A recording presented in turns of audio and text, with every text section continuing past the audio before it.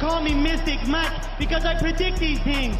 Adam Fugit takes on Ty Miller at UFC 324, and this is Ty Miller's UFC debut. He's 6-0, undefeated, coming in off of a unanimous decision win over Jimmy Drago on Dana White's Contender Series back in August, taking on Adam Fugit. And I appreciate this matchup just because Adam Fugit, I feel like he's underrated. I think he's got, decent skills. I think he's, pretty well-rounded. He's got a lot of experience in the UFC. He's fought some good guys, so Ty Miller's not getting a layup coming into the UFC, in my opinion. Some people might think that he is a minus 300 favorite, which I don't necessarily agree with. But I appreciate them giving him a decent test coming into the UFC versus just kind of feeding these prospects that they have, very, very beatable guys and very favorable matchups. So Ty Miller, 25 years old, so very young, not even into his prime yet. Undefeated, like I said, does have a no contest back in December of 2024, a fight against Arthur Barros that ended by eye poke in the first round. And he's big for the division. 6'2", 77.5-inch reach. And I like how he's taken on Adam Fugit, who's probably going to be the biggest, rangiest guy in terms of length and reach that Ty Miller has fought before. Adam Fugit is 6'1" with a 77-inch reach, so pretty much going to be, similar in terms of physical attributes. I would give the speed and, athleticism edge to Ty Miller, definitely the speed. But I think this is going to be a very fun fight on the feet. These guys using their ranged weapons, their striking, their kicking. I would say that, Adam Fugit, probably the better kicker. He's got really good leg kicks, really good kicks to the body, goes up top with them. But I would give the advantage with the hands to Ty Miller. I think he's got more power, can put guys out. We've seen him put guys out on the regional scene, has a nice 1-2, has countering ability, can fight forward, can fight backwards. And got the speed advantage, and I think that's what's going to be big in this one. So I'm going to go Ty Miller, even though, I was kind of leaning towards Adam Fugit at the beginning just because I feel like he's got kind of gotten the short end of the stick in the UFC, made his UFC debut on short notice against a guy in Michael Morales. Went to the third round with him. It was 1-1 going into the third. Maybe it was 2-0 Michael Morales, but the first round was pretty close.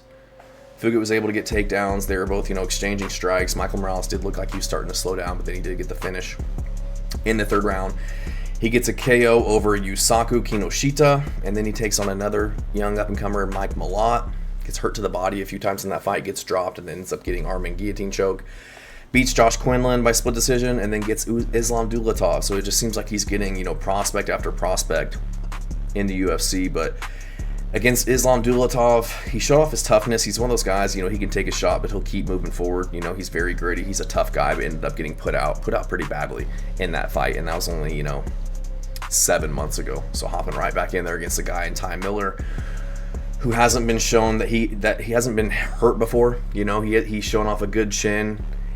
And I just don't trust Adam Fugit at this point in his career, 36 years old, taking some damage, been, knocked out a few times. Kalen Hill got him out of there. Michael Morales, Mike Malott dropped him, hurt him, Islam Dulatov. So he's shown toughness at times, but he has shown that he can be dropped and put out. And coming off of such a nasty knockout 7 months ago, taking on a guy with tons of momentum in Ty Miller, who's got the speed, the technical ability, the power on the feet to hurt you. I just don't think that's a very good recipe for success for Adam Fugit. I do think that Fugit, if he mixes in the takedowns, he did have a takedown on Michael Morales. He does a good job of, threatening them to mix things up. And if there's an Achilles heel on Ty Miller, it is his takedown defense. He's been taken down several times on the regional scene. Obviously, ended up winning these fights. Nobody's been able to capitalize on it. But I do think that's a pathway to victory over Ty Miller, who's a jiu-jitsu purple belt. But Adam Fugit, can get guys to the ground. I wouldn't say that he's, a wrestler by any means. I would say that he's very well-rounded. He's more of a striker, but he will use that. He is a brown belt in jiu-jitsu, so I think that he has the potential here to spam leg kicks, to kind of go tit for tat with Ty Miller, mix it up, make it gritty, maybe look to grapple, maybe take him into deep waters in this one, because he does have the experience edge. He does have, pretty good IQ, I would say, but has more than double the fights, has fought, some really good guys in the division. Michael Morales up there for a title shot coming up. Mike Malott on the come up. Islam Dulatov, a guy with tons of momentum and tons of potential that a lot of people are talking about is, him being a new prospect coming into the division. But just Adam Fugit hasn't had, the fights that he has won in the UFC are against Kinoshita, who's now like 6-4, I think it is. Josh Quinlan, who's 6-4, I believe, got cut from the UFC, just lost on the regional scene. So I'm not saying that he doesn't have a chance in this one. I think that he does.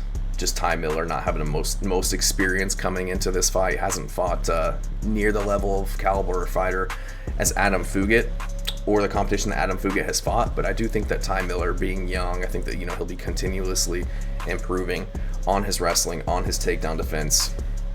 I think his striking is looking really good, looking really crispy. He did have a split decision win over Eric Nolan in both of their second fights in their pro careers, and Eric Nolan had a pretty good showing of himself against Baisang or Susarkaya back in August. So that's a good name to have on your record.